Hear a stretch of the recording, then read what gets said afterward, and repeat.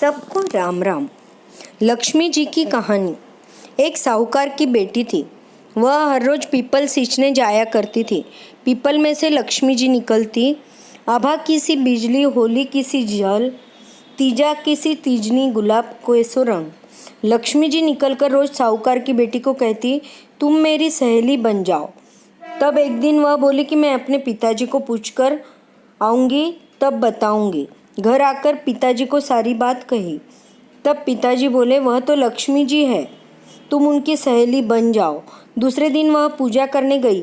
तब लक्ष्मी जी निकली और बोली, सहेली बन जा। तब साहूकार की बेटी बोली, हाँ बन जाऊंगी। फिर दोनों सहेली बन गई। लक्ष्मी जी ने उसे अपने घर आकर खाने का न्योता दिया।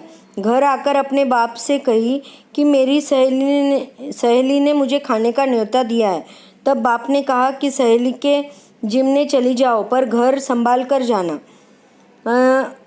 साहूकार की बेटी लक्ष्मी जी के यहाँ जिमने गई तो लक्ष्मी जी ने उसे शाल दुशाला ओढ़ने के लिए दिया, रुपए परखने के लिए दिया, सोने की चौकी, सोने की थाली में 36 प्रकार का भोजन परोस कर दिया। जिम कर जाने लगी तो लक्ष्मी जी ने पल्ला पकड़ लिया और कहा कि मैं भी तुम्हारे घर जिमने आऊँगी।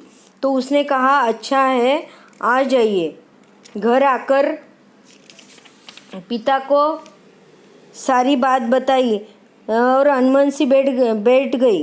तब बाप ने पूछा कि बेटी सहेली के यहाँ जिम कर आई और उदास क्यों बैठी है। उसने कहा, पिताजी मुझे लक्ष्मी जी ने इतना दिया, अनेक प्रकार के भोजन कराए, परंतु मैं उसे कैसे जिमाऊंगी, मेरे तो घर में कुछ भी नहीं है। तब बाप ने कहा कि अपने से जैसे होगा जिमा देंगे। तुम गोबर मिट्टी से चौका देकर, चौमुखी दिया जलाकर, लक्ष्मी जी का नाम लेकर रसोई में बैठ जाओ, गद्दी ढालकर बैठ जाओ, लड्डू पास में रख लेना। तब उसने वैसे ही किया। उस समय एक रानी नहा रही थी। उसका नौलखा हार चील उठाकर ले आई। वहाँ आकर लड्डू तो ले गई और वह हार वही छोड़ गई। फिर वह हार में से एक लड़ी तोड़कर बेटी मोदी के पास गई और वहाँ से सोने की चौकी, सोने की थाल, शाल दुशाला, मोहर और सारी सामग्री ले आई।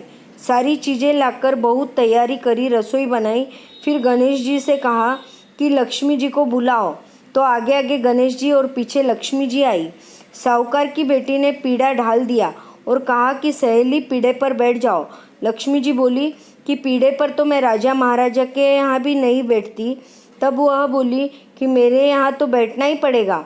मेरे माँ बाप, भाई भतीजे क्या जानेंगे कि मेरे बेटे पोते बहुए पड़ोसन कैसे जानेगी कि लक्ष्मी जी मेरी सहेली थी। फिर लक्ष्मी जी पीढ़े पर बैठ गई। उसने लक्ष्मी जी की बहुत खातिरदारी की। जैसे लक्ष्मी जी ने उसको जिमाया, उसी तरह उसने भी लक्ष्मी जी को जिमाया। लक्ष्मी जी उस पर बहुत खुश हो गई और उसके खूब धन लक्ष्मी हो गई।